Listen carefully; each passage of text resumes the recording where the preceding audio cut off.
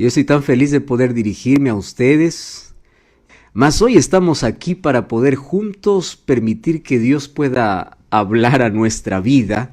Cada vez que oramos, imagínense lo que sucede cada vez que el ser humano se dirige a Dios pidiendo su presencia. La presencia de Dios está. Y eso es lo que me alegra, porque hoy que estamos en una reunión a través de Zoom o a través de otras plataformas, la presencia de Dios está allí contigo, porque hemos pedido su presencia. Y como Dios es omnipresente, Dios está ahí en tu casa, está ahí en tu región. Pero allí donde estás conectado, quiero que sepas que Dios está allí. Y hoy queremos que Dios pueda hablarnos, y hay una manera como Dios nos habla. Y la manera como Él nos habla siempre es a través de un libro que ustedes conocen perfectamente. Probablemente lo tienen allí en casa. Este es el libro más vendido en toda la historia. Y este libro se llama Santa Biblia. Ustedes lo tienen. Y sé que también ustedes dedican un tiempo especial, ya que la Biblia se conoce como el manual de felicidad. Ustedes saben que cada vez que nosotros vamos a comprar algún electrodoméstico, algún artefacto, siempre viene con un manual. El manual me asegura la calidad de vida del artefacto que yo estoy comprando. El manual me da instrucciones de cómo debo usar. Y ustedes saben que nuestro Creador, que es Dios, también nos dejó un manual. Claro que nosotros no somos artefactos, nosotros somos seres inteligentes y libres, así nos hizo Dios. Pero Él nos dio no solamente instrucciones, Él nos mostró el camino de felicidad, el camino de prosperidad. Él nos dejó en su palabra consejos extraordinarios, pero sobre todo reveló un plan maravilloso que tiene que ver con más allá de las cosas que nosotros pedimos como bendición. Tiene que ver con salvación, tiene que ver con vida. Por eso es que aquí no queremos hablar de religión, queremos hablar exclusivamente de vida. Hablar de Jesús es hablar de vida, y vida en todos los aspectos. Dios quiere siempre que tengas vida en su plenitud, que puedas disfrutar la plenitud familiar, puedas disfrutar la plenitud en tu salud, que puedas disfrutar la plenitud en varios aspectos, en todos los aspectos de la vida. Y eso es lo que hace Dios cuando llega a nuestra vida. Y hoy queremos aquí reflexionar un poco sobre la situación que hemos vivido durante este tiempo, y vamos a ver qué cosa es lo que dice la Biblia respecto a esta situación y a cómo los seres humanos podemos enfrentar situaciones parecidas. Yo no sé si ustedes recuerdan lo que sucedió hace un par de años, apenas todavía está fresco en nuestra memoria, lo que pasó aquel 31 de diciembre del año 2019. Mientras todos estábamos deseándonos un feliz año nuevo, ya por la noticia se decía que había una enfermedad desconocida que venía matando y destruyendo a cientos de personas. Para nosotros, aquel fin de año realmente fue asustador, pero no tan alarmante, porque lo veíamos tan lejanos. Tanto así que lo colocaron un nombre que para siempre va a quedar guardado en nuestra memoria. Jamás olvidaremos el año 2019, porque el año 2019 para nosotros va a representar el año del inicio de varias cosas que cambiaron en nuestra vida. Tanto así que la pandemia, por más que pasen los años, sigue llamándose COVID-19.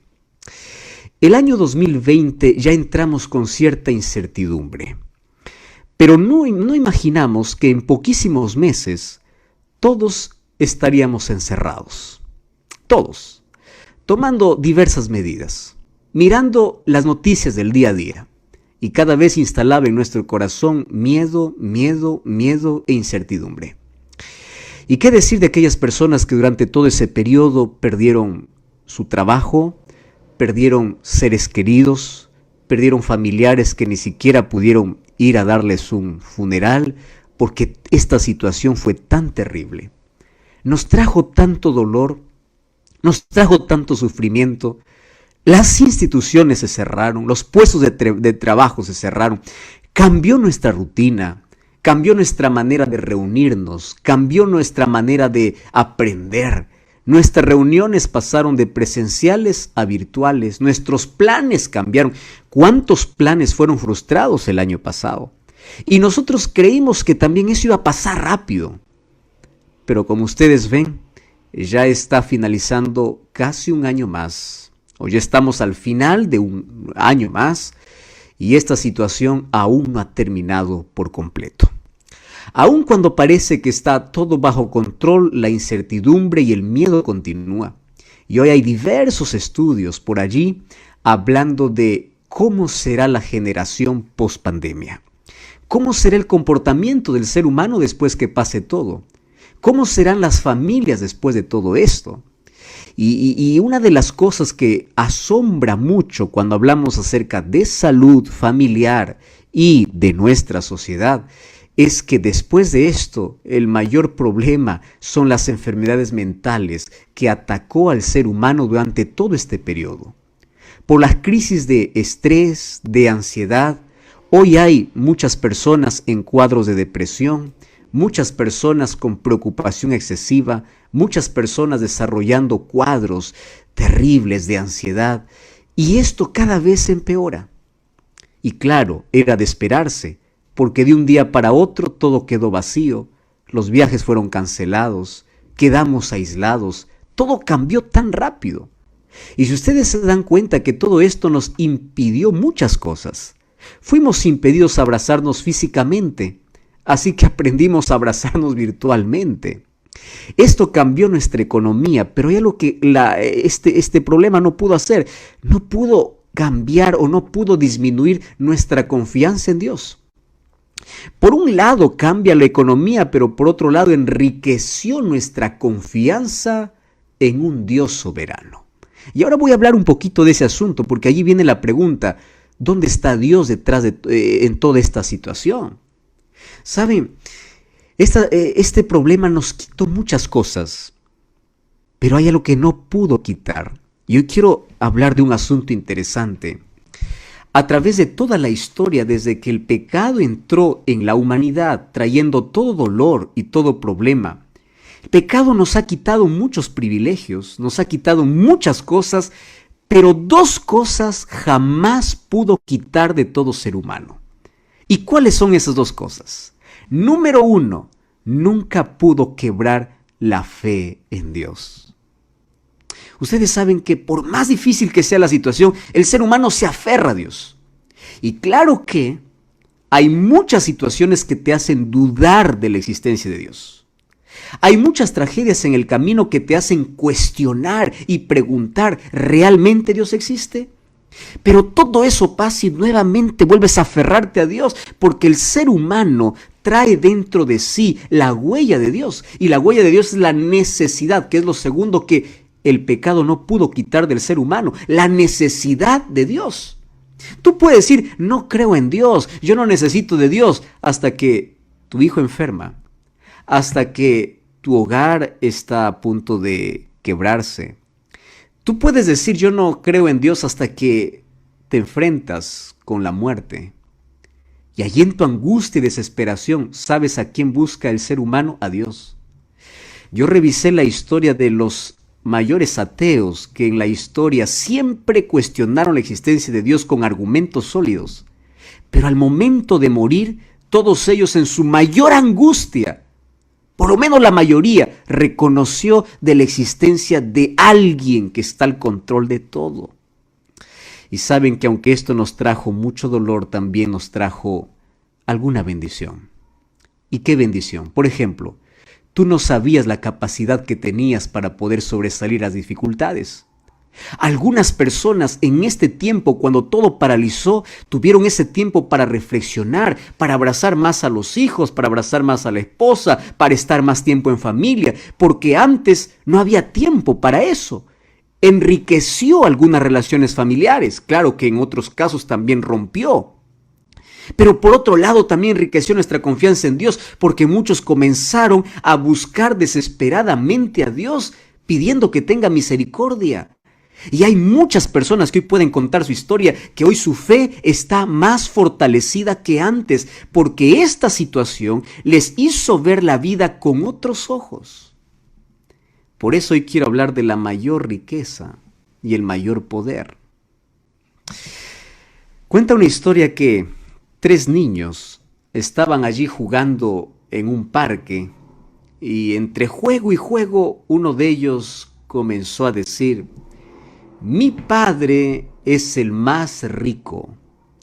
Y los otros 2 niños pararon y dijeron: ¿por qué? Dices que mi padre tiene mucho dinero. Mi padre acaba de comprar una casa. Mi padre acaba de comprar el carro del año. El otro niño, que también tenía un padre adinerado, le dice: no, tú estás equivocado. Mi papá es el más rico. Porque mi papá tiene 4 casas, mi papá tiene 3 autos y mi papá nos ha comprado los boletos para tener las mejores vacaciones allá al otro lado. Así que mi padre es el más rico. Y los 2 miraron al tercer niño y el tercer niño pues no tenía un padre con dinero, no tenía una familia adinerada. Así que él en su inocencia, y fíjate, él mira a sus 2 compañeros y le dice: yo creo que yo tengo al papá más rico. ¿Y por qué? Le dicen. Si tú vives en una pequeña casa, tú vives en una choza, no tiene la mansión que nosotros tenemos, ni siquiera tiene un carro. Ah, le dice, es que mi papá es amigo de Dios. Mi papá tiene fe. Y cada vez que nos falta algo, mi papá dice: nosotros somos ricos porque somos amigos del que tiene todo, del Rey del universo. Somos amigos de Dios y Él sustenta, Él nos ayuda, Él nos saca de las situaciones más adversas de la vida. Así que mi padre es el más rico porque aunque no tenga casas y aunque no tenga auto, aunque no tenga los viajes que ustedes tienen, mi padre tiene fe. Y ustedes saben que detrás de las palabras de este niño está la mayor revelación que todo ser humano debe entender. La mayor riqueza de la vida no es contada por cuánto dinero tienes. La mayor riqueza de la vida no es contada por cuánta influencia tienes, por cuánta capacidad tienes. Tú sabes que en este mundo hay gente tan pobre que lo único que tiene es dinero. ¿Me estás entendiendo? Hay gente tan pobre de mente, tan pobre de espíritu, tan vacíos por dentro, que lo único que tienen llenos son los bolsillos, porque lo demás están vacíos. Pero también conozco el otro lado. Gente que tiene los bolsillos vacíos, pero que tienen tanta riqueza interior, tanta fortaleza para sobresalir. Gente que pierde los brazos, pierde las piernas, pierde la vista, pierde la casa, pierde los hijos, pero tiene fortaleza, tiene fuerza, no se desanima, mira la vida de manera diferente. La pregunta es, ¿qué cosa tiene él? Él tiene algo que el dinero no puede comprar. ¿Y qué cosa es aquello que el dinero no puede comprar? 3 cosas el dinero no puede, o por lo menos 4 cosas el dinero no puede comprar. Hay otras cosas, pero quiero resumir en 4. El dinero no puede comprar un poco de paz. Tú sabes que puedes comprar el mejor colchón, pero si no tienes paz, no podrás comprar el sueño. El dinero no puede comprar esperanza. La gente pierde la esperanza. Entre los momentos difíciles, las circunstancias adversas, pierde la esperanza. Y cuando el ser humano pierde la esperanza, perdió el sentido de vivir. Y cuando el ser humano perdió el sentido de vivir, quiere morir. No quiere más la vida. Otra cosa que el dinero no puede comprar es la salvación. Otra cosa que el dinero no puede comprar es el perdón. Y varias cosas. Tú sabes que las personas más ricas son las personas que tienen las cosas que el dinero no puede comprar. Yo voy a repetir esto, porque probablemente tú puedes decir: yo soy tan pobre, porque piensas que pobreza tiene que ver solamente con tu estatus económico, tiene que ver solamente con cuánto tienes en el banco, cuánto has ganado. No, pobreza no tiene que ver con eso. Y riqueza no tiene que ver con cuánto acumulas en la vida. Y te voy a decir por qué. Porque cuando llegas al final de la vida, todo lo que acumulaste lo dejas. De nada sirve. De nada sirve. Tú ya te diste cuenta que la gente multimillonaria estuvo en la misma situación que aquel que no tenía nada en este periodo de pandemia? ¿Sabes por qué? Porque el dinero no puede solucionar todos los problemas. Así que la mayor riqueza no es material, la mayor riqueza es espiritual, porque la riqueza material se acaba. Las mejores inversiones caen. De un momento a otro la moneda se devalúa. Las mayores construcciones ante un terremoto caen. El dinero se termina, te pueden robar, se acaba. O sea, si tú piensas que ser rico es tener algo que se puede acabar, eres pobre. Pero si tú piensas en las cosas que el dinero no puede comprar, entonces eres rico. Si tú tienes paz, si tú tienes familia, si tú tienes salud, si tú tienes esperanza, pero sobre todo si tú tienes fe, eres rico. Esa riqueza te ayudará a sobresalir en los momentos más difíciles y críticos de la vida. Hace algún tiempo, yo estaba allá en el Perú, allí ayudando a muchos jóvenes. Estaba guiando, liderando, y de pronto uno de ellos me contó una historia que jamás voy a olvidar. Y me dice así: ¿sabe, pastor? Yo no sé si usted alguna vez estuvo al borde de la muerte o usted vio cara a cara la muerte. Y yo le conté mi experiencia y le dije: sí, más de una vez yo estuve en una situación así. Y él me dice: mire, pastor, yo me esforcé durante tanto tiempo para poder lograr un título profesional. Gracias a Dios soy profesional, soy reconocido, tengo buen trabajo, tengo buenas entradas, tengo mi casa, tengo todo. Pero sabe, un día yo me enfrenté cara a cara con la muerte. Lo decía de una manera figurada porque él pensaba que iba a morir. Y cuando yo pensaba que iba a morir, yo me aferraba a la vida. Y cuando yo veía a mis hijos, mi esposa allí, a la verdad ya no me interesaba nada lo que he ganado en la vida. Dos cosas venían a mi mente. La primera cosa es: ¿valió la pena vivir? ¿Qué hice en mi vida? ¿Qué hice con mi vida? Porque todo lo que acumulé, eso se va a quedar. ¿Verdaderamente valió la pena vivir? Y lo que me atormentaba en mi cabeza era la siguiente pregunta: hoy estoy muriendo, ¿estoy salvo o estoy perdido? En eso se resume la vida. Y allí descubrí que la mayor riqueza son los momentos que paso con la familia, es la paz que voy a tener en el corazón y es la fe que tengo en Dios. Porque ahí me di cuenta que todo lo demás se acaba y todo lo demás se queda. ¿Y saben qué? Hoy quiero contarles una historia bíblica y lo voy a resumir. Porque esta es una historia que yo les voy a dejar de tarea para que ustedes puedan leerlo en casa. Y si ustedes tienen una Biblia, lo van a leer la historia completa, pero yo voy a resumir. Es la historia de uno de los hombres más grandes del cristianismo, llamado Pablo. Pablo primero era alguien que odiaba el cristianismo, pero un día se encontró con Jesús y su vida cambió. Y él se convirtió en un grande predicador.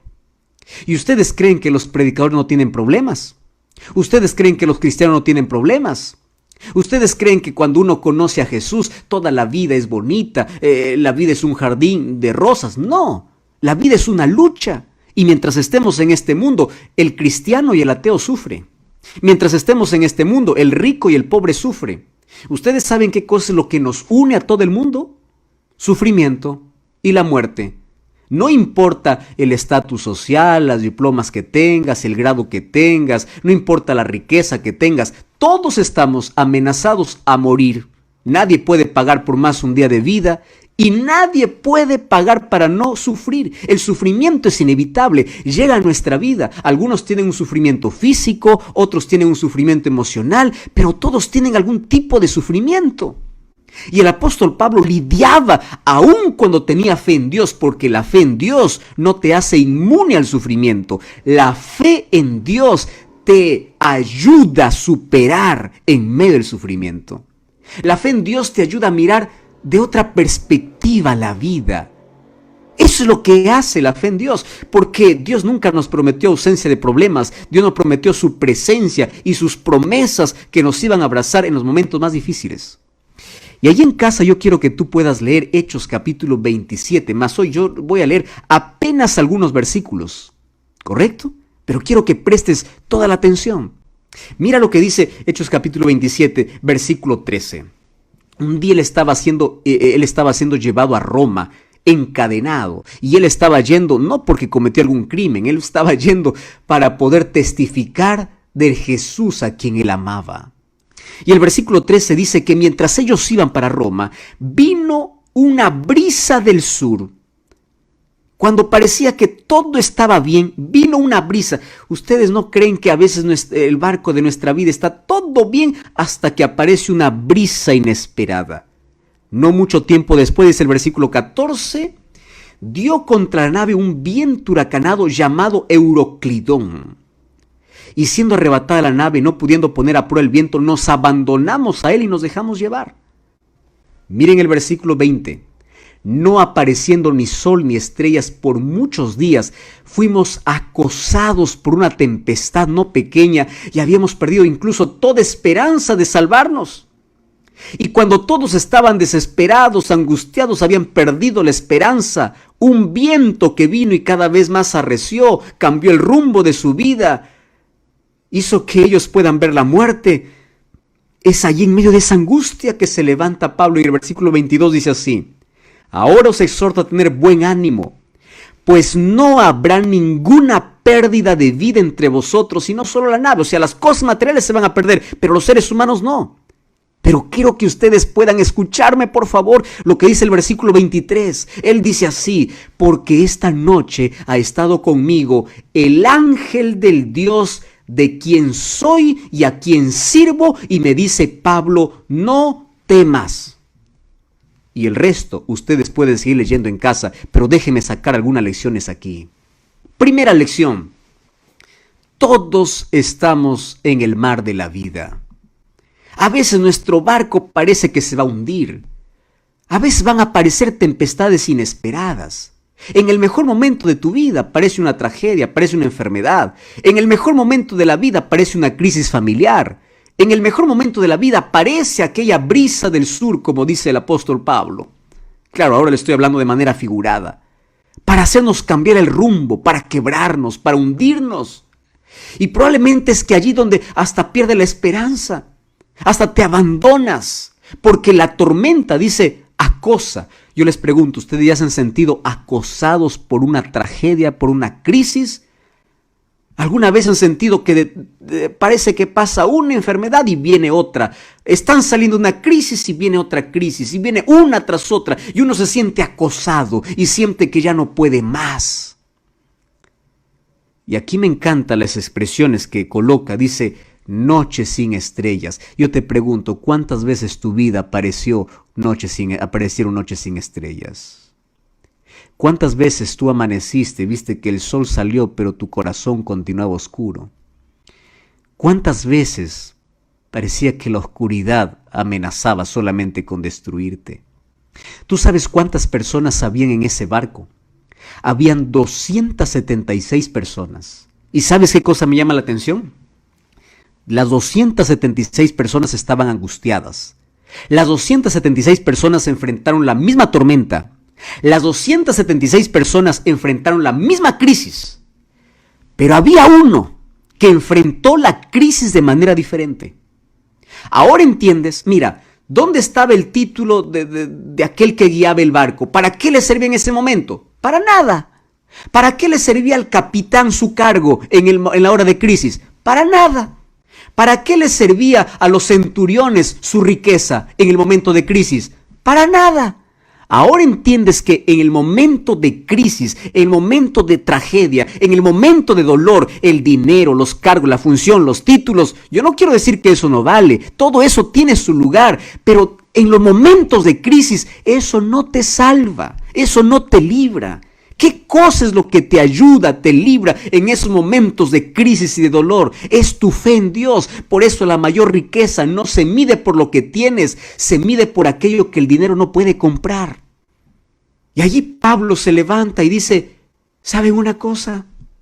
No se desesperen, porque hoy ha estado conmigo el ángel de Dios y hay dos palabras que están aquí en mi cabeza y yo quiero colocarlas allí en tu cabeza también. Dos palabras.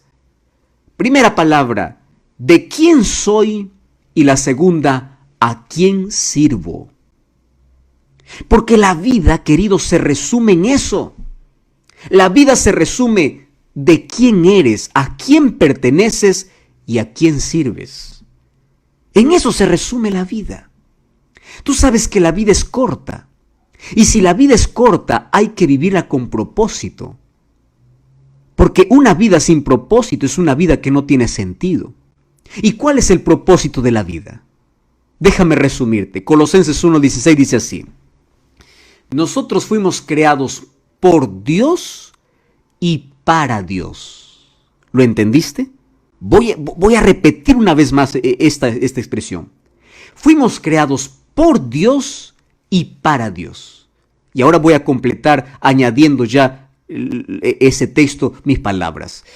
A menos que tú no descubras eso, darás vueltas y vueltas en la vida abriendo heridas y sin felicidad. A menos que tú no descubras eso. Pero cuando tú descubres que fuiste creado por Dios y para Dios, la vida tiene propósito, la vida tiene sentido.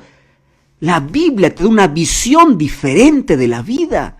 Ante las mayores crisis reaccionas diferente. ¿Por qué? Porque tú sabes perfectamente de quién eres y a quién sirves. Por eso yo quiero dejarte en este momento una pregunta.